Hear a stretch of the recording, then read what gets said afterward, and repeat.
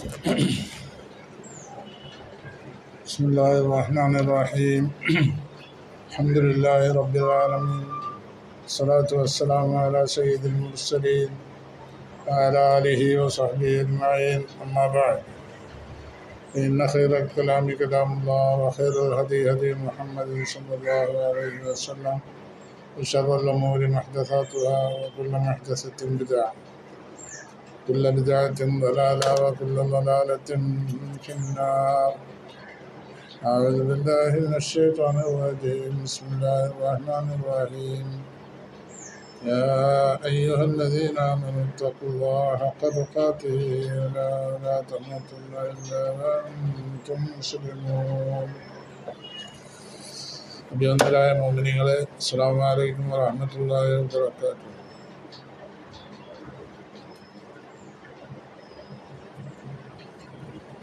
സൂറത്ത് യാസീൻ ആണ് ഇന്ന് ക്ലാസ്സിൽ ചർച്ച ചെയ്യപ്പെടുന്നത്. 83 ആയത്തുകളാണ് ഖുർആൻ യാസീൻ സൂറത്തിലുള്ളത്. അതിൽ ആദ്യത്തെ ആയത്ത് യാസീൻ എന്നത് തന്നെ.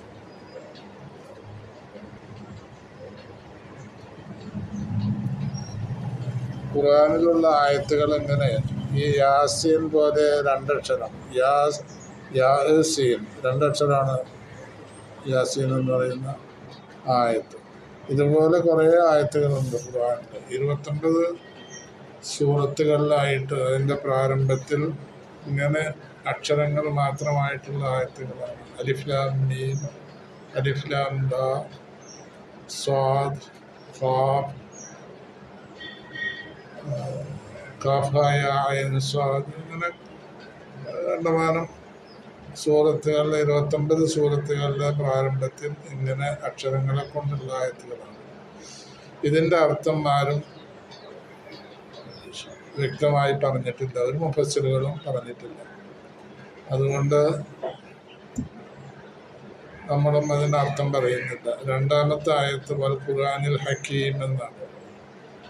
ഖുർആനിൽ ഹക്കീം എന്ന് പറഞ്ഞാൽ ഹക്കീമായ ഖുർആനെ തന്നെ സത്യം എന്ന് അല്ലാഹു സത്യം ചെയ്ത് പറയാം. ഖുർആൻ എന്ന് പറഞ്ഞാൽ ധാരാളമായിട്ട് പാരായണം ചെയ്യപ്പെടുന്ന ഗ്രന്ഥം. ലോകത്ത് ആകമാനമുള്ള സത്യവിശ്വാസികൾ ഖുർആൻ പാരായണം ചെയ്യുന്നുണ്ട്. ഖുർആനെ സംബന്ധിച്ച് എഴുത്തുകാർ കണ്ടമാനം എഴുതുന്നുണ്ട്, അതിൻ്റെ ശ്രേഷ്ഠതകളും മറ്റും. അപ്പോൾ കണ്ടമാനം ഊർജം ചെലവഴിക്കപ്പെടുന്ന ഒരു ഗ്രന്ഥമാണ് ഖുർആൻ. അതിനെ പറ്റി നന്നായിട്ട് എഴുതിയിട്ടും അത് ചർച്ച ചെയ്തിട്ടും അത് പ്രസംഗത്തിലും മറ്റും പ്രാസംഗികന്മാർ സതുപദേശത്തിന് വേണ്ടി ഉപയോഗിക്കുന്ന വാക്യങ്ങളും അങ്ങനെ ഖുർആന് വേണ്ടി മനുഷ്യൻ ചെലവഴിക്കുന്ന സമയം പറഞ്ഞറിയിക്കാൻ സാധ്യമല്ല. അപ്പോൾ ഖുർആൻ എന്ന് പറഞ്ഞാൽ പാരായണം ചെയ്യപ്പെടുന്ന ഗ്രന്ഥം എന്നാണ് അർത്ഥം. ചുരുക്കം മാത്രമേ പറയുന്നുള്ളൂ. ഹക്കീം എന്ന് പറഞ്ഞാൽ തത്വങ്ങൾ ധാരാളമുള്ള ഒരു ഗ്രന്ഥം, സമ്പൂർണമായ ഗ്രന്ഥമാണ് ഖുർആൻ.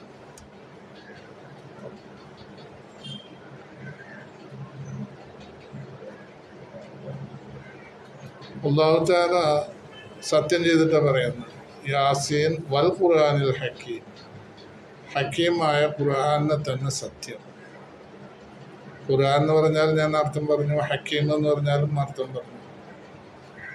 ഇങ്ങനെ ഒറ്റവാക്കല്ല അർത്ഥം പറയാം. അത് പഠിക്കുന്നവർക്ക് ഉപകാരം ചെയ്യും. പിന്നെ ആശയം പറയും. വിശദീകരിക്കേണ്ട സ്ഥലങ്ങളുണ്ടെങ്കിൽ അല്പം വിശദീകരണം ഉണ്ടാവും. ഇങ്ങനെയാണ് മുന്നോട്ട് പോവുക. അപ്പോൾ വൽ ഖുർആനിൽ ഹക്കീം എന്ന് പറഞ്ഞാൽ ഹക്കീമായ ഖുർആനെ തന്നെ സത്യം. അല്ലാഹു സത്യം ചെയ്തിട്ടാണ് പറയുന്നത്. അപ്പോൾ അതിൻ്റെ പിന്നിൽ എന്തോ ഒരു വലിയൊരു കാര്യമുണ്ട് എന്നത് അതിൽ തന്നെ വ്യക്തമാവും. നമ്മൾ സത്യം ചെയ്യുന്നത് അള്ളാഹുവിനെ കൊണ്ടാണ്. സൃഷ്ടികളെ കൊണ്ട് നമുക്ക് സത്യം ചെയ്യാൻ പറ്റില്ല. അള്ളാഹു സത്യം ചെയ്യുന്നത് ഖുർആൻ കൊണ്ടും സൃഷ്ടികളെ കൊണ്ടും. ഖുർആൻ സൃഷ്ടിയല്ല, അള്ളാഹുവിൻ്റെ ഖദീമായ കലാമാണ്. അപ്പം ഖുർആനെ കൊണ്ട് സത്യം ചെയ്യും അള്ളാഹു. പിന്നെ സൂര്യൻ, ചന്ദ്രൻ, ഭൂമി, വശംസി വദുഹാഹ, സൂര്യനെ കൊണ്ട് സത്യം ചെയ്തു. വല്ലർദി വമാ തഹാഹ, ഭൂമിയെ കൊണ്ട് സത്യം ചെയ്തു.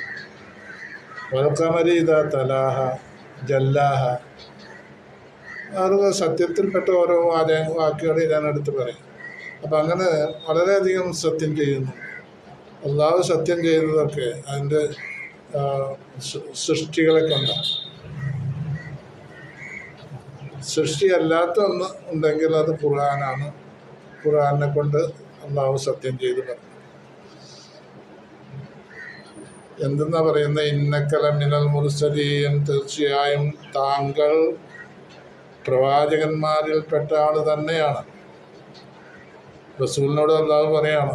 ഇന്നക എന്ന് പറഞ്ഞാൽ നീ എന്നാണ് അർത്ഥം. നീ എന്നുള്ളത് നമ്മൾ റസൂലിനെ പറ്റി പറയുമ്പോൾ ബഹുമാനപൂർവ്വം ഉപയോഗിക്കുന്ന വാക്കുകളാണല്ലോ നിങ്ങൾ, താങ്കൾ എന്നൊക്കെ. അതിലേതെങ്കിലും നമ്മൾ തിരഞ്ഞെടുക്കുകയാണ്. അള്ളാഹു പറഞ്ഞത് ഇന്നക, തീർച്ചയായും നീ, ലമിനൽ മുർസലീൻ, പ്രവാചകരിൽപ്പെട്ട ആൾ തന്നെ. 10,000-കണക്കിന് പ്രവാചകന്മാർ ഈ ലോകത്ത് വന്നു പോയിട്ടുണ്ട്. 1,24,000 അതിൽ കൂടുതലൊക്കെ ഉണ്ടെന്നാണ് പറയപ്പെടുന്നത്. അപ്പം ഇത്രയും പ്രവാചകന്മാർ വന്നത് എന്ന് മുതൽക്ക്? ആദം നബി അലൈഹിസ്സലാം മുതൽക്ക്. അബുൽ ബഷർ ആദം അലൈഹിസ്സലാം, മനുഷ്യരാശിയുടെ പിതാവാണ് ആദം അലൈഹിസ്സലാം. ആദം നബിയുടെ കാലം മുതൽക്ക് ഇവിടെ പ്രവാചകന്മാർ ധാരാളം വന്നു പോയിട്ടുണ്ട്. മുൻകഴിഞ്ഞ പ്രവാചകന്മാരൊക്കെ ഓരോ പർട്ടിക്കുലർ ടൈമിനോ അല്ലെങ്കിൽ പർട്ടിക്കുലർ പ്ലേസിനോ വേണ്ടിയിട്ടുള്ള പ്രവാചകന്മാരാണ്. ഒരു കാലഘട്ടം, ഒരു പ്രത്യേക ജനത, അങ്ങനെയൊക്കെ ആയിരുന്നു പഴയ കാലത്തുള്ള പ്രവാചകന്മാർ വന്നു പോയിട്ടുള്ളത്. ഇബ്രാഹിം നബി അലൈഹിസ്സലാം പ്രവാചകനായി വന്നു. അതിനുശേഷം ഇബ്രാഹിം നബിയുടെ മക്കള് ഇസ്മായിൽ, ഇസ്ഹാഖ് നബിയുടെ മക്കളാണ് യാക്കൂബ്. അങ്ങനെ യാക്കൂബ് നബി അലൈഹിസ്സലാമിൻ്റെ മകനാണ് യൂസുഫ്. യാക്കൂബ് നബി അലൈഹിസ്സലാമാണ് ഖുർആനിൽ അറിയപ്പെടുന്ന ഇസ്രായേൽ എന്ന് പറയപ്പെടുന്നത്. ബനി ഇസ്രായേൽ എന്ന് പറയും ഖുർആനിൽ. യാ ബനി ഇസ്രായേൽ എന്ന ധാരാളം ബനി ഇസ്രായേലിനെ വിളിച്ചിട്ടുള്ള കാര്യങ്ങളെപ്പറ്റി പറയുന്നു. ഈ ബനി ഇസ്രായേൽ യാക്കൂബ് നബിയുടെ സന്താന പരമ്പരക്കാണ് ബനി ഇസ്രായേൽ എന്ന് പറയുന്നത്. യാക്കൂബ് നബിക്കുള്ള വേറൊരു പേരാണ് ഇസ്രായേൽ എന്ന്. അപ്പോൾ ഇസ്ഹാഖിൻ്റെ പുത്രന്മാർ, ഇസ്ഹാഖ് അലൈഹിസ്സലാമിൻ്റെ പുത്രന്മാർ കണ്ടമാനം പ്രവാചകന്മാരുണ്ട്. ഈസ നബി അലൈഹിസ്സലാം തന്നെ അവസാനത്തെ പ്രവാചകനാണ് ബനി ഇസ്രായേലിലേക്കുള്ള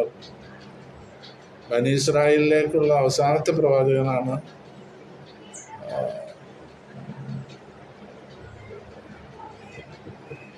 ഈസാ നബി അലൈഹിസ്സലാം. അതിൻ്റെ മുമ്പ് മൂസാ നബി അലൈഹിസ്സലാം, പലരും വന്നു പോയിട്ടുണ്ട്. അപ്പം ഈ പ്രവാചകന്മാരെല്ലാം തന്നെ ഇവിടെ പ്രബോധനം ചെയ്തത് ഇസ്ലാമിനെയാണ്. ആദം നബി അലൈഹി ഇസ്ലാം മുതൽക്കുള്ള എല്ലാവരും പ്രബോധനം ചെയ്തത് ഇസ്ലാം, തൗഹീദ്, ഏകനായ അല്ലാഹ് എന്നുള്ള വിശ്വാസമായിരുന്നു. അപ്പം അങ്ങനെയുള്ള പ്രവാചകന്മാരിൽ പെട്ട ആൾ തന്നെയാണ് നിങ്ങളും. മുഹമ്മദ് നബി സല്ലല്ലാഹു അലൈഹി വസല്ലമയും അങ്ങനെയുള്ള പ്രവാചകന്മാരിൽപ്പെട്ട ആൾ തന്നെയാണ്. ഇത് പറയാനുണ്ടായ കാരണം എന്താണ്? ഇങ്ങനെ സത്യം ചെയ്തിട്ട് സത്യത്തിൻ്റെ വാക്കുകൾ ഉപയോഗിച്ച് അറബി ഭാഷ അനുസരിച്ച് ശക്തമായ ആശയം ജനിപ്പിക്കുന്ന വാചകങ്ങൾ ഉപയോഗിച്ചിട്ട് അല്ലാഹു തആല നിങ്ങൾ പ്രവാചകൻ തന്നെയാണ് എന്നുള്ളത് പറയാനുണ്ടായ കാരണം എന്താ? റസൂല് പ്രവാചകത്വമായി വന്നു, ദഅവത്ത് നടത്തിക്കൊണ്ടിരിക്കുക, ജനങ്ങളെ ഇസ്ലാമിലേക്ക് ക്ഷണിക്കേണ്ട വിധത്തിലുള്ള ദഅവത്ത് പ്രബോധനം നടത്തിക്കൊണ്ടിരിക്കുക. ആ സമയത്ത് അവർ പറയാൻ തുടങ്ങി, മുഹമ്മദ് പ്രവാചകനൊന്നുമല്ല, മുഹമ്മദ് ഇങ്ങനെ പ്രവാചകന്മാരെ ഞങ്ങളിലേക്ക് അയക്കപ്പെട്ടിട്ടില്ല എന്നുള്ളത് പറയാൻ തുടങ്ങിയപ്പോൾ അധികം താമസിയാതെ തന്നെ അള്ളാഹു അതിന് അവരുടെ തെറ്റിദ്ധാരണ തിരുത്തിക്കൊണ്ട് പറയാണ്, ഇന്നക ലമിനൽ മുർസലീൻ. പിന്നെ റസൂല് ഖുർആനും കൊണ്ട് വന്നിട്ടുണ്ടല്ലോ. ആ ഖുർആനെ പറ്റി അവർ പറഞ്ഞു, ഇത് മുഹമ്മദ് കെട്ടിക്കൂട്ടി ഉണ്ടാക്കിയ ഒരു വർക്കാണ്, അല്ലാതെ ഇത് അള്ളാഹുവിൻ്റെ ഭാഗത്തു നിന്നുള്ള ദൈവിക ഗ്രന്ഥമൊന്നുമല്ല എന്നവരെ ശക്തമായി എതിർത്തു, പുച്ഛിച്ചു, പരിഹസിച്ചിട്ടൊക്കെ പറഞ്ഞു. അപ്പോൾ അതിനെപ്പറ്റി അള്ളാഹു പറയുന്നത്, ഇന്ന തൻസീലുൽ അസീസുൽ ഹക്കീം, തൻസീലുൽ അസീസുർ റഹീം വൽഖുർആനിൽ ഹക്കീം ഇന്നക ലമിനൽ മുർസലീൻ അലാ സിറാത്തിൻ മുസ്തഖീം തൻസീലുൽ അസീസുർ റഹീം അതും പറയുന്നുണ്ട്. അപ്പോൾ ഇന്നക ലമിനൽ മുർസലീൻ പറഞ്ഞിട്ട് അലാ സിറാത്തിൻ മുസ്തഖീം, ശരിയായ ഒരു പാതയിൽ തന്നെയാണ് നിങ്ങൾ ഉള്ളത്. ശരിയായ പാത എന്ന് പറഞ്ഞാൽ പ്രവാചകന്മാരെല്ലാവരും പ്രബോധനം ചെയ്ത ഇസ്ലാം മതം, ആ ഇസ്ലാം മതത്തിൽ തന്നെയാണ് നിങ്ങളുള്ളത്. ഇന്നേ വരെ ഒരു വളവോ തിരിവോ ഇല്ലാതെ ശരിയായ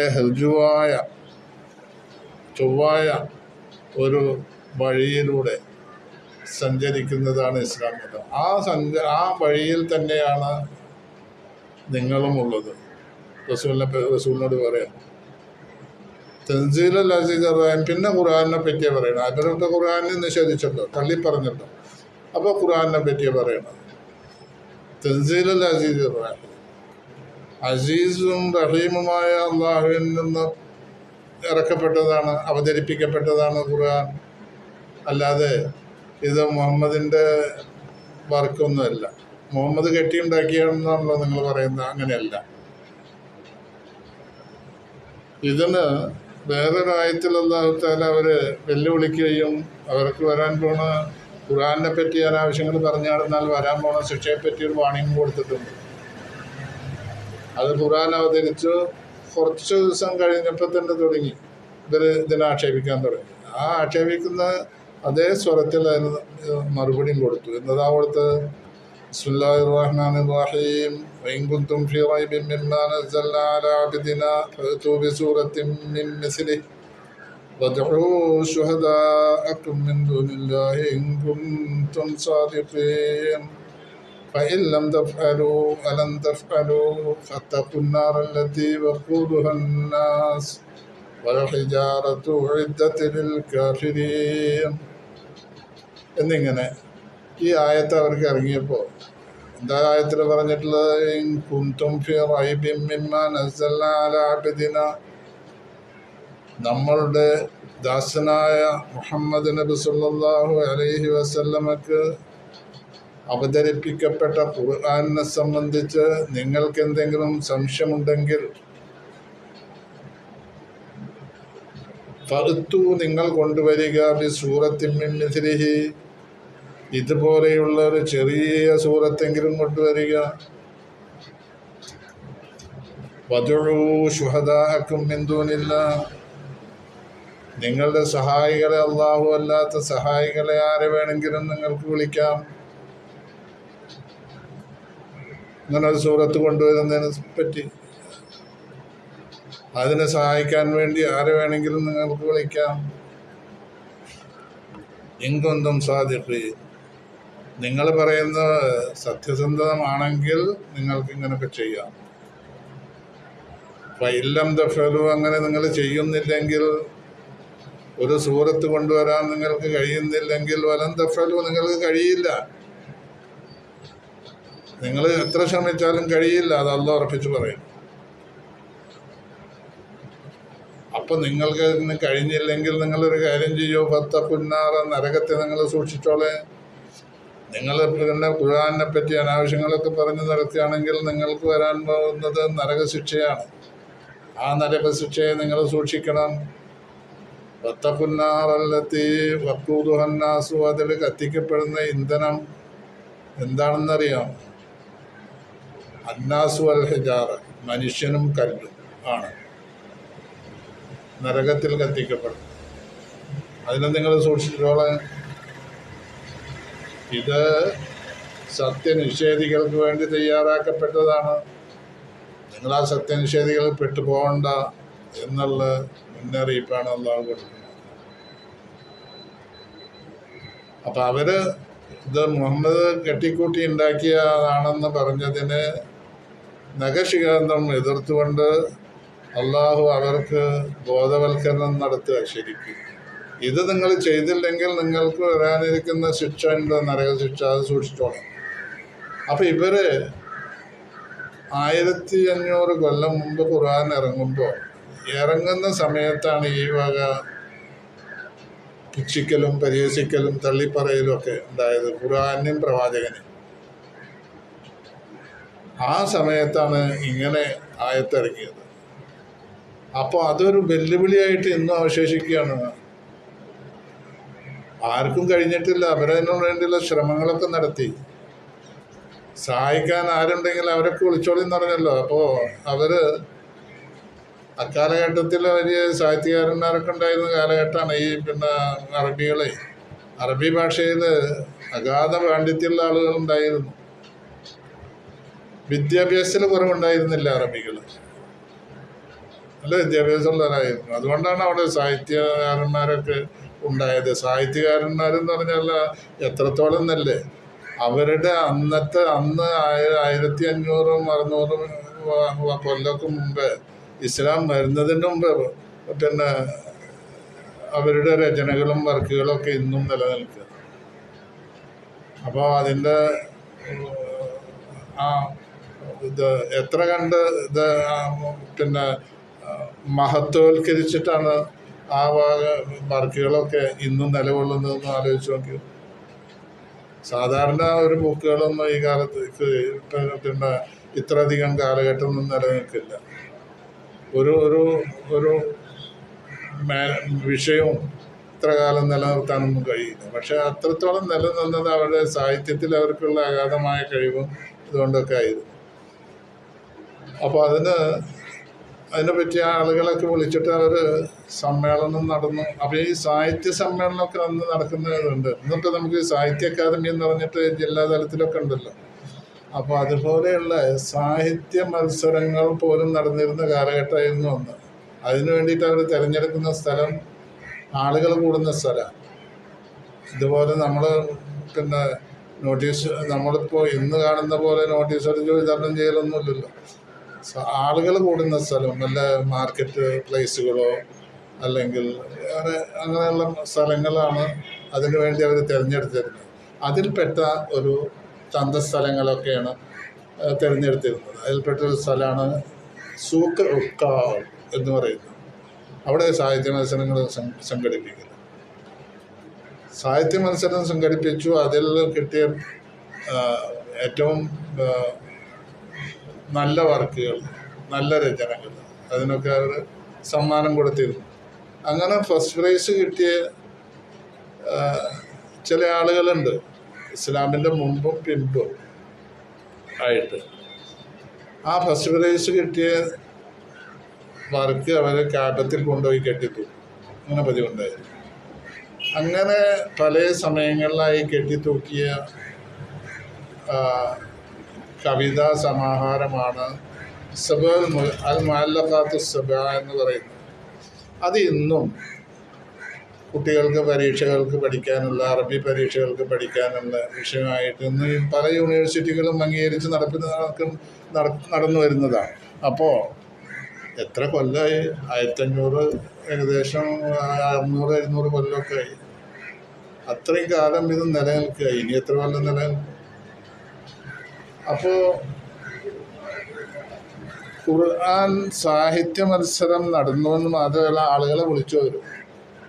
വിളിച്ചിട്ട് ഖുർആനെതിരായിട്ടുള്ള ഒരു വർക്ക്, ഒരു ചെറിയ സൂറത്തുണ്ടാക്കാൻ വേണ്ടി ശ്രമങ്ങളൊക്കെ നടത്തി. അതിലവർ പരാജയപ്പെടുകയാണ് ചെയ്തത്. അപ്പോൾ ആ ശ്രമങ്ങൾ എന്നേക്കുമായിട്ട് അവർ ഉപേക്ഷിച്ചു. അപ്പം അങ്ങനെയാണ് സാഹിത്യ മത്സരം. ഈ അറബികൾ ജാഹിലിയ കാലത്തിൽ എന്ന് പറഞ്ഞാൽ ഡാർക്ക് ഏജ് എന്ന് പറയും, ആ കാലഘട്ടത്തിൽ അറബികൾ ഒരു പേരില്ലാത്തവരിൽ നിന്നുള്ള ഒരു ധാരണ വേണ്ട. വിവരമുണ്ടായിരുന്നു, പക്ഷെ അവരുടെ സംസ്കാരം വളരെ മോശമായിരുന്നു.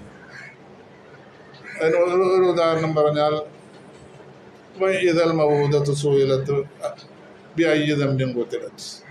അതിനു മുമ്പായിട്ട് ഒരായത്തിൽ പറയുന്നു, ഇദാ ബുശ്ശിറ അഹദുഹും ബിൽ ഉൻസ ളല്ല വജ്ഹുഹു മുസ്വദ്ദൻ വഹുവ കദീം യതവാറാ മിനൽ ഖൗമി മിൻ സൂഇ മാ ബുശ്ശിറ ബിഹി അയുംസികുഹു അലാ ഹൂനിൻ അം യദുസ്സുഹു ഫിത്തുറാബ്. എന്നിങ്ങനെ എന്താ നിന്റെ ഭാര്യ പ്രസവിച്ചുട്ട എന്ന് പറഞ്ഞാൽ അത് പെൺകുട്ടിയാണ് കേട്ടോ എന്ന് പറഞ്ഞാൽ അവൻ്റെ മുഖം ആകെ കറുത്തു പോകും. എന്നിട്ട് എന്താ വേണ്ടെന്നുള്ളൊരു മനോഗതത്തിലാണ് അവൻ നീങ്ങുക. അതായത് കുട്ടിനെ ഞാൻ വെച്ചുകൊണ്ടിരിക്കുക വേണ്ടത്, യുംസിക്കുഹു അലാ ഹൂനിൻ, ഈ നിന്ദ്യത അനുഭവിച്ചുകൊണ്ട് ആ കുട്ടിനെ ഞാൻ പിന്നെ ജീവിക്കാൻ അനുവദിക്കുക വേണ്ടത്, യദുസ്സുഹു ഫിത്തുറാബ്, അതെല്ലാം അതിനെ കുഴിച്ചു മൂടുക വേണ്ടത് മണ്ണിൽ എന്നുള്ള ചിന്താഗതിയിൽ അവൻ യതവാറാ മിനൽ ഖൗമി, ആളുകളുള്ളോടുന്ന് അവൻ ഒളിച്ചോടും. മിൻ സൂഇ മാ ബുശ്ശിറ ബിഹി, അവനെ സന്തോഷം അറിയിച്ചാൽ അതുണ്ടല്ലോ പ്രസവിച്ചു എന്ന് പറഞ്ഞാൽ, അതിൻ്റെ വെടക്കത്തരം, അത് ഉണ്ടാക്കുന്ന വിഷമങ്ങൾ കാരണം അവൻ ആളുകളിൽ നിന്ന് ഒളിച്ചോടും. എന്നിട്ട് ചിന്തിക്കണം അവൻ എന്തപ്പോൾ ചെയ്യേണ്ടത്. അപ്പോൾ അങ്ങനെ 2 തരം ആളുകളുണ്ടായിരുന്നു. ചിലർ കുട്ടിയെ ജീവിച്ചോട്ടെ എന്ന് പറഞ്ഞ് വിട്ടുകളയും, പിന്നെ ജീവനോടെ കുഴിച്ചു മൂടുന്ന തരം ആളുകളുണ്ടായിരുന്നു. അതാണ് 2 നിലക്കും ചിന്ത വരുന്നത്.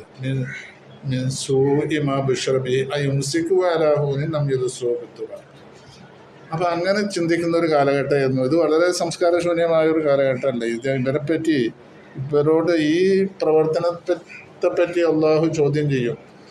ഇതൽ മൗഊദത്ത് സുഹീലത്ത് ബിഅയ്യിദംബിൻ ഖുതിലത്ത്, എന്തിനാ മോളെ നിന്നെ ഇവർ കുഴിച്ചു മൂടിയത്? എന്ത് തെറ്റാണ് നീ ചെയ്തിട്ടുള്ളത്? കുഴിച്ചു മൂടപ്പെട്ട കുട്ടിയോട് ചോദിക്കപ്പെടും ബിഅയ്യിദംബിൻ ഖുതിലത്ത്, എന്ത് കാരണത്താലാണ് അവൾ വധിക്കപ്പെട്ടത്? ജീവനോടെ കുഴിച്ചു മൂടുക. അപ്പോൾ അങ്ങനെ കുട്ടിയോട് ആഖിറത്തിൽ വെച്ചിട്ട് നടക്കുന്ന കാര്യമായി ചോദിക്കപ്പെടുന്നത് ഈ ചെയ്തവരെ ഉത്തരം മുട്ടിക്കാൻ വേണ്ടിയാണ് അവിടെ വെച്ച് അങ്ങനെ ചോദിക്കുന്നത്. അപ്പം അതൊക്കെ അവരുടെ സംസ്കാരത്തിൽപ്പെട്ടതായിരുന്നു അന്നത്തെ. വിദ്യാഭ്യാസത്തിന് കുറവുണ്ടായിരുന്നില്ല, അവരുടെ സംസ്കാര ശൂന്യരായിരുന്നു എല്ലാവരും അല്ല, ഒരു പരിധി വരെ ആളുകൾ. അപ്പോൾ ഇങ്ങനെയുള്ള ആളുകളായിരുന്നു അന്ന് കുറേ ആളുകൾ. അതിൻ്റെ പേരിലാണ് അവർ ഖുർആനെ നിഷേധിക്കാനും, ഖുർആൻ മുഹമ്മദ് കെട്ടിക്കൂട്ടി ഉണ്ടാക്കിയതാണെന്ന് പറയാനും, പിന്നെ മുഹമ്മദ് പ്രവാചകനല്ല എന്ന് പറയാനും ഒക്കെ തയ്യാറായത് അതിൻ്റെ പേരിലാണ്. റസൂലിനോടുള്ള ശത്രുത, ആദ്യം റസൂൽ വളരെ നല്ല മനുഷ്യനായിരുന്നു, അവർക്കൊക്കെ വളരെ വേണ്ടപ്പെട്ട ആളായിരുന്നു.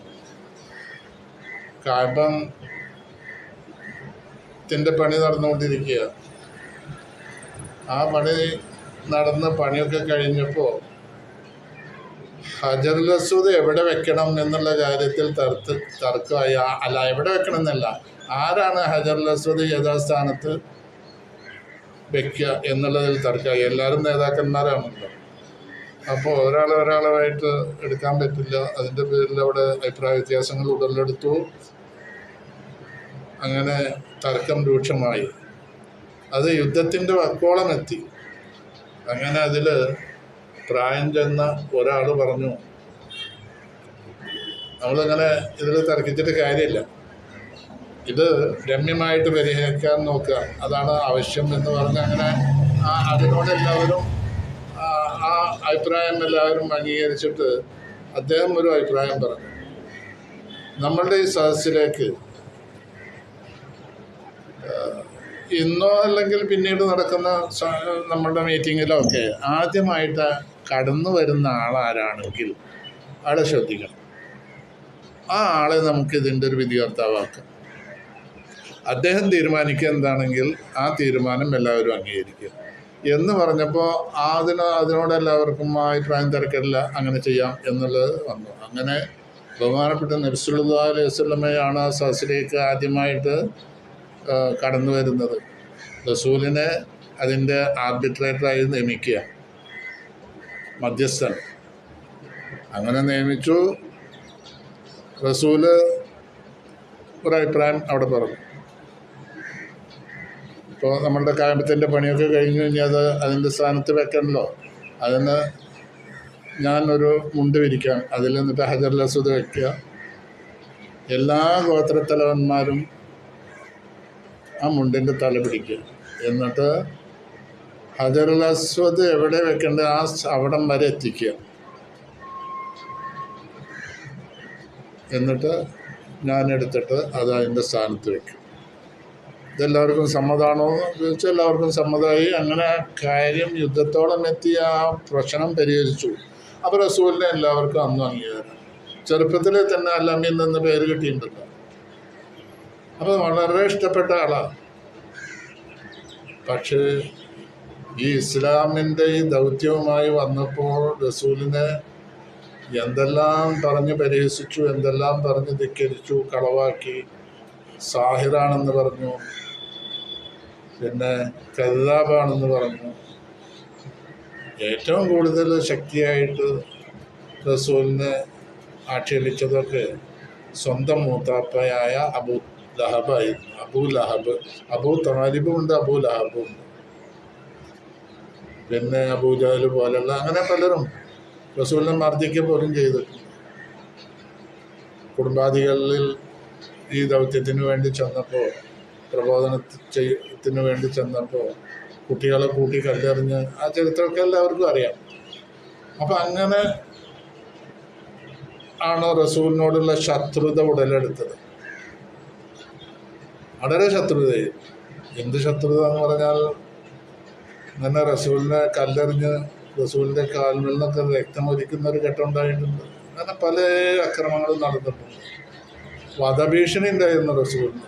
അങ്ങനെയാണല്ലോ റസൂല് ചരിത്രപരമായ ഹിജ്റ സംഭവം നടക്കുന്നത്. അപ്പോൾ കൊല്ലാനുള്ള തീരുമാനങ്ങളുമായിട്ട് പലരും റസൂലിൻ്റെ അടുത്തേക്ക് വരികയുണ്ടായിട്ടുണ്ട്. പക്ഷേ ഒന്നും വിജയിച്ചില്ല. അങ്ങനെയായിരുന്നു റസൂലിനെ ഇങ്ങനൊക്കെ അവഗണിക്കാനുണ്ടായ സാഹചര്യങ്ങൾ. അപ്പോൾ ഈ 5 ആയത്തുകളെ പറ്റിയാണ് ഇപ്പോൾ നമ്മൾ പറഞ്ഞത്. യാസീൻ വൽ ഖുർആനിൽ ഹക്കീം ഇന്നക ലമിനൽ മുർസലീൻ അലാ സിറാത്തിൻ മുസ്തഖീം തൻസീൽ അൽ അസീസിർ റഹീം. ഈ 5 ആയത്തിൻ്റെ മീനിങ് പറഞ്ഞു, അതിൻ്റെ ആശയം പറഞ്ഞു, ഒരു ചെറു വിശദീകരണം പറഞ്ഞു. ഇനി പറയുന്നത് 6-ാമത്തെ ആയത്തിൽ ലിതുൻദിറ ഖൗമൻ മാ ഉൻദിറ ആബാഉഹും ഫഹും ഗാഫിലൂൻ. ലിതുൻദിറ ഖൗമൻ, ഒരു ജനതയെ നീ താക്കീത് ചെയ്യാൻ വേണ്ടിയിട്ടാണ്.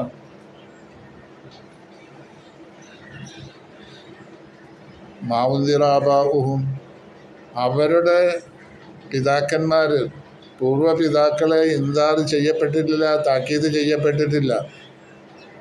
ഫഹും ഗാഫിലൂൻ, അതുകൊണ്ട് അവർ അശ്രദ്ധരായി കഴിയുകയാണ് എന്ന് പറഞ്ഞാൽ ലിതുൻദിറ ഖൗമൻ, ഒരു ജനതയ്ക്ക് ശിക്ഷ വരാൻ പോകുന്നുണ്ട്, നിങ്ങളുടെ നീക്കങ്ങൾ ശരിയല്ല.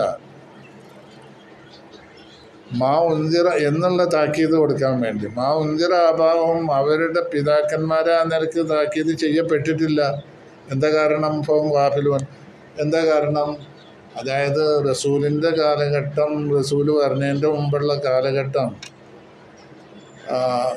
ഒരു 1000-700 കൊല്ലം പ്രവാചകന്മാരില്ലാത്തൊരു കാലഘട്ടമുണ്ട്. ഈസാ നബി ഇവിടെ വന്നു പോയിട്ട് മരിച്ചു എന്ന് പറയുന്നില്ല.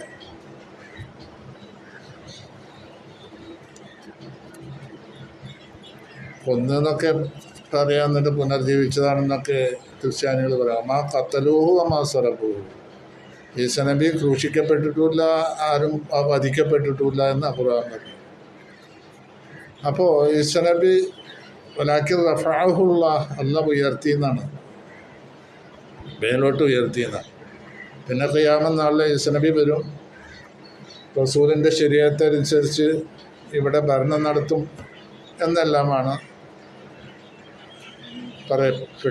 നമ്മളുടെ പിന്നെ ഇതിൻ്റെ ഖിയാമത്ത് നാളിൻ്റെ അലാമത്തുകളിൽ പറയപ്പെടുന്നത്. അപ്പോൾ അങ്ങനെയുള്ള ഈസാ നബി വന്നു പോയിട്ട് ഒരു 600 കൊല്ലം കഴിഞ്ഞു നബി സല്ലല്ലാഹു അലൈഹി വസല്ലം വരുന്ന സമയത്ത്. ഈ നബിയുടെ അപ്പോൾ ഇങ്ങനെയുള്ള ഈ കാലഘട്ടത്തിൽ പ്രവാചകന്മാരില്ല അറബികൾക്ക്, അതുകൊണ്ട് ഇൻദാർ ചെയ്യപ്പെട്ടിട്ടില്ല എന്ന് പറയുന്നത്. ഇപ്പോൾ ഇൻദാർ ചെയ്യപ്പെടുന്ന ആരെ? ഈ ഖുർആനെ എതിർക്കുന്ന ആളുകളുണ്ട്, അവരെ ഇൻദാർ ചെയ്യണത്, താക്കീത് ചെയ്യണത്. ഖുർആൻ ഇറങ്ങിയിട്ട് താക്കീത് ചെയ്യാൻ വേണ്ടി റസൂലിനെ അയച്ചു, റസൂലിനൊരു കിതാബും നൽകി ഖുർആൻ. ആ ഖുർആൻ അനുസരിച്ച് റസൂൽ ഇൻദാർ ചെയ്യുക, താക്കീത് ചെയ്യുക ആ ജനങ്ങളെ. അവരുടെ ബാബായിനെ ഇൻദാർ ചെയ്യപ്പെട്ടിട്ടില്ല എന്ന് പറയാൻ കാരണം ആ കാലത്ത് ഇങ്ങനൊരു സംവിധാനമില്ല. ഏത് പ്രവാചകനെ അയച്ചു, ആ പ്രവാചകൻ മുഖേന ഒരു താക്കീത് ചെയ്യാനുള്ള സാഹചര്യം ഉണ്ടായിട്ടില്ല. അതുകൊണ്ട് അവർ അശ്രദ്ധയിൽ ജീവിക്കുകയാണെന്ന്. അപ്പം ഈ അവരുടെ ആബായിനെ ഇൻദാർ ചെയ്യപ്പെട്ടിട്ടില്ലെങ്കിലും എത്രയോ ആളുകൾ മക്കയിൽ തന്നെ നല്ല നിലയ്ക്ക് ജീവിക്കുന്നവരുണ്ട്, ഉണ്ടാവുമല്ലോ. അടുത്ത ആയത്ത് പറഞ്ഞു കഴിയുമ്പോൾ അതറിയാം. ലഖദ് ഹഖൽ ഖൗലു അലാ അക്സരിഹിം, അവരിൽ അധിക പേരുടെ മേലും ശിക്ഷയുടെ വചനം സത്യമായി പുലർന്നിരിക്കുന്നു, അതുകൊണ്ട് ഫഹും ലാ യുമിനൂൻ, അവർ വിശ്വസിക്കുകയില്ല. അപ്പം ഇതിൽ നിന്ന് മനസ്സിലാവുന്നത് ലഖദ് ഹഖൽ ഖൗലു, ഇങ്ങനെ ഖുർആനെയും റസൂലിനെയും ധിക്കരിച്ച് നടക്കുന്ന ആളുകൾ ഖുർആൻ കെട്ടുകഥയാണെന്നൊക്കെ പറഞ്ഞിട്ടും റസൂല് പ്രവാചകനൊന്നല്ല എന്ന് പറഞ്ഞിട്ടും കള്ളനാണ്, കദ്ദാബാണ്, സാഹിറാണ്, പിന്നെ ഇങ്ങനെയുള്ളതൊക്കെ പറഞ്ഞിട്ട് നടക്കുന്ന ആളുകൾക്കും ശിക്ഷ റെഡിയായിട്ടുണ്ട്. ശിക്ഷയുടെ വചനം അല അക്സരിയും, അവരിൽ കൂടുതൽ ആളുകളും എന്നാണ് പറഞ്ഞത്. അത് കൂടുതൽ ആളുകളും അങ്ങനെ പറഞ്ഞവരാണ്, ഈ നിലപാട് സ്വീകരിച്ചവരാണ്, അതുകൊണ്ട് അവർ വിശ്വസിക്കില്ല എന്ന് ഖുർആൻ തീർത്ത് പറയാം. അപ്പോൾ അവരിത് ആദ്യം മുതലേ ഈ ജാഹിലിയ കാലത്തൊക്കെ ജീവിച്ച ആളുകളെ പറ്റിയാണ് നമ്മൾ പറയുന്നത്. അതിൽ നിന്ന് ഇങ്ങനെ തുടർച്ചയായിട്ടാണല്ലോ പിന്നുള്ള കാലഘട്ടം വന്നത്, റസൂൽ വന്നതിന് ശേഷം. അപ്പോൾ ആ ജാഹിലിയ കാലത്തുള്ള ആളുകൾ ജീവിച്ചത് ഒരു നിലയ്ക്ക് പറയുകയാണെങ്കിൽ 2 ശരീഅത്ത് നമുക്ക് കാണാൻ കഴിയാവില്ല. ഒന്ന് ഈസാ നബിയുടെ ശരീഅത്ത്. ഈസാ നബിയുടെ ശരീഅത്തിൽ ജീവിക്കുന്ന ആളുകൾ അവിടെ ഉണ്ട്. ആരാ? റസൂലിൻ്റെ വഹീൻ്റെ ആരംഭഘട്ടത്തിൽ വഹി ഇറങ്ങി, ജിബ്രീൽ അലൈഹിസ്സലാം പ്രത്യക്ഷമായി ഗാർ ഹിറയിൽ റസൂലുള്ളപ്പോൾ അങ്ങനെ റസൂലിനെ പേടിച്ചു, പനി വരെ എത്തി. അങ്ങനെ പേടിച്ചു വിറച്ചു അവിടുന്ന് പോന്ന് വീട്ടിൽ വന്നു. ഭാര്യ ഖദീജ റളിയല്ലാഹു അൻഹയോട് കാര്യങ്ങൾ പറഞ്ഞു. അങ്ങനെ ഖദീജ റളിയല്ലാഹു അൻഹ റസൂലിനെയും കൂട്ടിയിട്ട് വറഖത്ത് ബിൻ നൗഫലിൻ്റെ അടുത്തേക്ക് പോവുക. വറഖത്ത് ബിൻ നൗഫൽ ഒരു മഹാനായ ഒരു പണ്ഡിതനായിരുന്നു. ഈസാ നബിയുടെ ശരീഅത്തിലുള്ള നല്ലൊരു പണ്ഡിതനാണ്. അപ്പോൾ മക്കയിൽ ഈസാ നബിയുടെ ശരീഅത്തനുസരിച്ച് ജീവിക്കുന്ന ആളുണ്ടെന്ന് ഇതിൽ തന്നെ വ്യക്തമായി. ഈ വറഖത്ത് ബിൻ നൗഫലിനോട് കാര്യങ്ങളൊക്കെ പറഞ്ഞു ഖദീജ റളിയല്ലാഹു അൻഹ. അപ്പോൾ റസൂലിനോട് ചോദിച്ചു എങ്ങനെയൊക്കെ ഉണ്ടായിന്ന് വറഖത്ത് ബിൻ നൗഫൽ ചോദിച്ചപ്പോൾ റസൂലും കാര്യങ്ങളൊക്കെ പറഞ്ഞു. അപ്പോൾ അതിന് പേടിക്കാനൊന്നുമില്ല, അത് മൂസ നബി അലൈഹി ഇസ്ലാമിന് വന്ന നാമൂസാണെന്ന് പറഞ്ഞു. നാമൂസും ജിബ്രീലും എന്ന് തന്നെയാണ് അർത്ഥം. അങ്ങനെ പറഞ്ഞപ്പോൾ എന്നിട്ട് അദ്ദേഹം ഒരു കാര്യം കൂടി പറഞ്ഞു, നിങ്ങളെ അവർ പുറത്താക്കുന്ന ഒരു കാലഘട്ടം ഉണ്ടാവും, നാട്ടിൽ നിന്ന് പുറത്താക്കുക. അന്ന് ഞാൻ ഉണ്ടായിരുന്നെങ്കിൽ നിങ്ങളെ സഹായിക്കുമായിരുന്നു എന്നൊരു വറഖത്ത് ബിൻ നൗഫൽ പറഞ്ഞിട്ടുണ്ട്. അപ്പോൾ റസൂല് തിരിച്ചു ചോദിച്ചു, അവ മുഖരിജിയ്യഹും, അവരെന്നെ പുറത്താക്കുമോ? ആ പുറത്താക്കും. അപ്പം ഇതൊക്കെ അറിയാനുള്ളൊരു കഴിവ് ഒന്നുകിൽ പാണ്ഡിത്യത്തിലൂടെ, അതല്ലെങ്കിൽ വേറെ എന്തോ കഴിവുണ്ടോ അല്ലാഹു ആലം. ലദുന്യ ഇൽമൊക്കെ ചിലർക്ക് കിട്ടുന്നുണ്ടല്ലോ. അതുപോലെ ഇദ്ദേഹം വലിയൊരു പണ്ഡിതനുമാണ്, ഈസാ നബിയുടെ ശരീഅത്തനുസരിച്ച് ജീവിക്കുന്ന ആളുമാണ്. എങ്കിൽ അദ്ദേഹത്തിൻ്റെ പല കാര്യങ്ങളും സാധിക്കാമായിരിക്കാം. ഈ വരാൻ പോണ കാര്യം ഇദ്ദേഹം പറഞ്ഞിട്ടുണ്ട്. അത് ചിലപ്പോൾ ചരിത്ര പണ്ഡിതനും കൂടിയാണെങ്കിൽ ചിലപ്പോൾ അതിൽ നിന്നൊക്കെ മനസ്സിലാക്കിയതായിരിക്കും, തൗറാത്തിൽ നിന്നും മറ്റൊക്കെ. അപ്പോൾ അത് പറഞ്ഞിട്ടുണ്ട്. ഏതായാലും അദ്ദേഹം പണ്ഡിതനായിരുന്നു, ശരീഅത്തനുസരിച്ച് ജീവിക്കുക. വന്നിട്ട് റസൂലിനെ കൊണ്ട് വിശ്വസിച്ചോ എന്ന് പറഞ്ഞാൽ അത് തുടക്കമല്ല. ഇപ്പോൾ പിന്നെ എന്തുണ്ടായിരുന്നൊന്നും ചരിത്രത്തിലില്ലല്ലോ. ഏതായാലും വറഖത്ത് ബിൻ നൗഫൽ ഒരു മഹാപണ്ഡിതനായിരുന്നു. അപ്പോൾ അദ്ദേഹം ഈസാ നബിയുടെ ശരീഅത്തനുസരിച്ച് ജീവിക്കുന്ന ഒരു കാലഘട്ടമാണ്. അത് മക്കയിലുള്ള ആളാണ്. പിന്നെ ഇബ്രാഹിം നബിയുടെ ശരീഅത്തുണ്ട്. ഫത്തബിഉ മില്ലത്തെ ഇബ്രാഹിമ എന്നുള്ളത് റസൂല് വന്നതിന് ശേഷം തന്നെ നമ്മളോടുള്ള ഒരു കൽപ്പനയാണ്. റസൂല് വന്നു, കാലങ്ങൾ കഴിഞ്ഞു, റസൂലിൻ്റെ ഉമ്മത്താണ് നമ്മൾ. നമ്മളോടുള്ളൊരു കൽപ്പനയാണ് ഫത്തബിഉ മില്ലത്തെ ഇബ്രാഹിമ ഹനീഫ ഒന്നാക്കാനാണ്. അപ്പോൾ ഇതന്നുണ്ട്. ഇത് ഇബ്രാഹിം നബിയുടെ മില്ലത്ത് പറഞ്ഞാൽ ഇബ്രാഹിം നബി വന്നിട്ട് എത്ര നൂറ്റാണ്ടുകൾ കഴിഞ്ഞിട്ട് റസൂൽ സല്ലല്ലാഹു അലൈഹി വസല്ലം വരുന്നത്. റസൂൽ സല്ലല്ലാഹു അലൈഹി വസല്ലം എല്ലാ പിന്നെ ഭാഗത്തേക്കും എല്ലാവർക്കും ഉള്ള, ലോകത്തെ ആകമാനം ഉള്ള ആളുകൾക്കുള്ള അന്ത്യപ്രവാചകനാണ്. ഈസാ നബി ആണെങ്കിൽ ബനി ഇസ്രായേലിലേക്കുണ്ടായിരുന്ന അന്ത്യപ്രവാചകനാണ്. ഇബ്രാഹിം നബിയുടെ മില്ലത്തും റസൂൽ സല്ലല്ലാഹു അലൈഹി വസല്ലമയുടെ മില്ലത്തും ശരീഅത്തും ഏതാണ്ട് ഒന്നാണ്. അതിൻ്റെ പേരിലാണ് പറഞ്ഞ ഫത്തബിഉ മില്ലത്തെ ഇബ്രാഹിമ ഹനീഫ എന്ന് നമ്മുടെ ഖുർആനിൽ പറഞ്ഞിട്ടുണ്ട്. അപ്പോൾ ഈ മില്ലത്ത് അന്നും അതിൻ്റെ പേരിൽ ആ മില്ലത്തൊക്കെ അനുസരിച്ച് ജീവിച്ച ആളുകൾ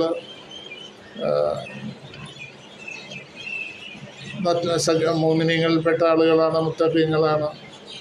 മുത്തഖീങ്ങൾക്കുള്ള പ്രതിഫലം എന്താണെന്ന് അള്ളാഹുവിനറിയാം, അള്ളാഹുവല്ലേ തീരുമാനിക്കുന്നത്. പക്ഷെ നമ്മൾ മനസ്സിലാക്കണം എങ്ങനെ? ഇന്നല്ലദീന ആമനു വഅമിലു സ്വാലിഹാത്തി ഉലൈക ഹും ഖൈറുൽ ബരിയ എന്നല്ലേ. ജസാഉഹും ഇൻദ റബ്ബിഹിം ജന്നാത്തു അദ്നിൻ തജ്രി മിൻ തഹ്തിഹൽ അൻഹാർ ഖാലിദീന ഫീഹാ റളിയല്ലാഹു അൻഹും വറളു അൻഹു ദാലിക ലിമൻ ഖശിയ റബ്ബ ലം യകുനില്ലദീന, ഒരു സൂറത്തിൽ പറഞ്ഞിട്ടുണ്ടല്ലോ അങ്ങനെ, ഇന്നല്ലദീന ആമനു വഅമിലു സ്വാലിഹാത്തി ഉലൈക ഹും ഖൈറുൽ ബരിയ. ജനങ്ങളിൽ വെച്ച് ഏറ്റവും, സൃഷ്ടികളിൽ നല്ല ആളുകളാണ്, സൃഷ്ടികളിൽ വെച്ച് ഉത്തമന്മാരാണ് അവർ. ആര്? അള്ളാഹുവിൽ വിശ്വസിക്കുകയും മോമിനായതോടുകൂടി സൽക്കർമ്മങ്ങൾ ചെയ്യുകയും ചെയ്ത ആളുകളൊക്കെ ഏറ്റവും ഖൈറായ ആളുകളാണ്, ഖൈറുൽ ബരിയ എന്നാണ്. അപ്പോൾ ഇബ്രാഹിം നബിയുടെ മില്ലത്തനുസരിച്ച് ജീവിച്ചവരും ഉണ്ടാവും. ഏത് ആ കാലഘട്ടത്തിൽ പ്രത്യേകിച്ച് റസൂലിൻ്റെ മാതാപിതാക്കളും മൂത്താപ്പന്മാരിൽ ചിലരും പിന്നെ കുറേ ആളുകളൊക്കെ അതിൽപ്പെട്ടവരാവും. ഏത് നല്ല നിലയ്ക്ക് ജീവിച്ചവരാവും. ആ മക്കയുടെ അന്നത്തെ സംസ്കാരത്തിലൊന്നും അനാചാരങ്ങളിലൊന്നും പൂവാതെ വിഗ്രഹാരാധനയായിരുന്നല്ലോ ഏറ്റവും വലിയ അനാചാരം. അതിനൊന്നും പൂവാതെ കണ്ട് നല്ല നിലയ്ക്ക് ജീവിച്ച ആളുകളുണ്ടാവും. അപ്പോൾ അവരല്ലാത്തവരെ പറ്റിയാവും ഇപ്പോൾ ഈ അക്സരിയും ഫോമിലായി ഒന്നിനൊന്നും അറിഞ്ഞു. അധിക പേരും ഈ റസൂല് വന്നിട്ട് ഈ പ്രബോധനം നടത്തുമ്പോൾ അവർ അധിക പേരും എന്ന് പറഞ്ഞിട്ടുണ്ട്, മുമ്പുള്ള ആളുകളും ഇപ്പോൾ ഒക്കെ എല്ലാം പെടുന്ന ജാതിയിലാണ്. അപ്പോൾ അവർ ഫോമിലായോമിനുള്ളത്. അപ്പം ഇങ്ങനെയുള്ള ഈ ആളുകളൊക്കെ അബൂലഹബ് ആണെങ്കിൽ പിന്നെ അദ്ദേഹത്തെ പറ്റി പ്രത്യേകിച്ചൊന്നും പറയാനില്ല. അല്ല തന്നെ അദ്ദേഹത്തെ പറ്റി പറഞ്ഞിട്ടുള്ള ലാനത്ത് ചെയ്ത് പറഞ്ഞിട്ടുള്ള തമ്പത്തി അബി ലഹബിൻ തബ്ബ മാവന അൻഹുമാലുമാ കസബ് സേസലാനാലും ലഹബ് ഉണ്ടാത്തു ഹമാലത്തൽ ഹബ് എന്ന്. അപ്പോൾ അബൂ താലിബ് പിന്നെ റസൂലിൽ വിശ്വസിച്ചിട്ടില്ല. റസൂൽ വന്നതിന് ശേഷം അതിൻ്റെ മുമ്പ് വരേക്കും എല്ലാ കാര്യങ്ങളിലും അബൂ താലിബ് നബിയെ സഹായിച്ചിട്ടുണ്ട്. എങ്ങനെ റസൂലിൻ്റെ കല്യാണം 25 വയസ്സിലാണല്ലോ. 40 വയസ്സിലല്ലേ പ്രബോധനം കിട്ടിയ റിസാലത്തുണ്ടാവുന്നത്.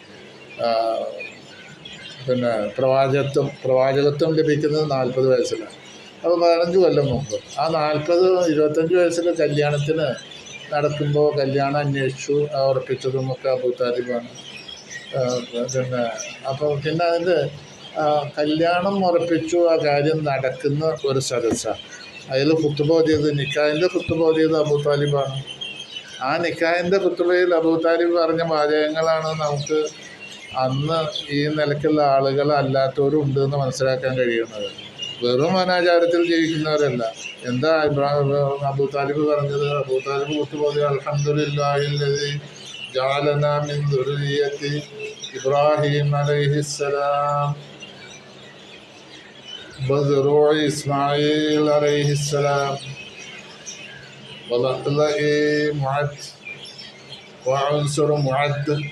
ഇങ്ങനെ പറഞ്ഞിട്ട് കുറച്ച് കാര്യങ്ങൾ പറഞ്ഞിട്ടുണ്ട്. അപ്പോൾ അതിൽ നിന്ന് ഇബ്രാഹിം നബിയിലുള്ള ഒരു വിശ്വാസം ഉണ്ടായിരുന്നു. ഇബ്രാഹിം നബി വളരെ അടുത്ത ആളായിരുന്നു. അൽഹംദുലില്ലാ എന്നാണ് പറയുന്നത്. ഞങ്ങൾ ഇബ്രാഹിം നബിയുടെ ഇസ്മായിലിൻ്റെയും സന്താന പരമ്പരകളിൽ പെടുത്തിയതിന് അള്ളാഹുവിന് സ്തുതി എന്നാണ് പറയുന്നത്. ഇത് ഇബ്രാഹിം നബിയുടെ വിശ്വാസമില്ലാത്ത ഒരാൾ പറയും എന്നുള്ളതൊക്കെയാണ് ഇപ്പോൾ അയാളിന് ചിന്തിക്കാനുള്ളത്. അപ്പോൾ ഏതായാലും ഇബ്രാഹിം നബിയുടെ മില്ലത്തനുസരിച്ച് ജീവിക്കുന്ന കുറേ ആളുകൾ ഉണ്ടായിരുന്നു അന്ന് എന്നുള്ളത് വ്യക്തമാണ്. പിന്നെയും കുറേ കാര്യങ്ങൾ പറയാനുണ്ട് അതിൽ ഈ ഖുത്ബനെ സംബന്ധിച്ച്. അത് ഞാൻ ഇപ്പോൾ പറയുന്നില്ല, അത് ഇൻഷാ അല്ലാഹ് മറ്റൊരു അവസരത്തിലേക്ക് പറയാം. അപ്പോൾ ഈ ആയത്തിൻ്റെ അർത്ഥം പറഞ്ഞു കഴിഞ്ഞു. തുന്തിറ കൗമം മാന്തിറ അബാഹും ഫഹും ഗാഫിലൂൻ ലഖദ് ഹഖൽ ഖൗലു അക്സരിഹിം ഫഹും ലാ യുഅ്മിനൂൻ ലഖദ് ഹഖൽ ഖൗലു അലാ അക്സരിഹിം ഫഹും ലാ യുഅ്മിനൂൻ. ഇതിപ്പോൾ 7 ആയത്തുകളായി. ഇനി ബാക്കിയുള്ളത് ഇൻഷാ അല്ലാഹ് മറ്റൊരു അവസരത്തിലാവാം. അസ്സലാമു അലൈക്കും വറഹ്മത്തുള്ളാഹി വബറകാതുഹു.